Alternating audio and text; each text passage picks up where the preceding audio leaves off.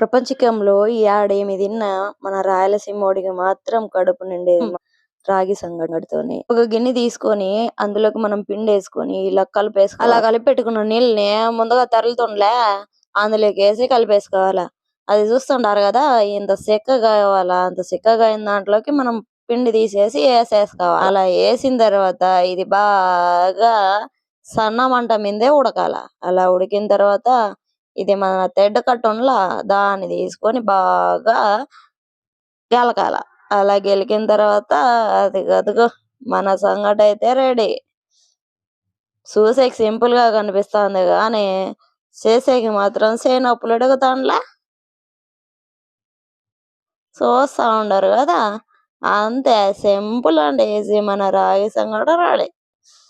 So దీన్ని మనం గోగాకు తింటే నరాలు నాట్యం ఆడతాండ్లే. చూస్తారేంది పోతా పోతా ఫాలో కొట్టిపోండి.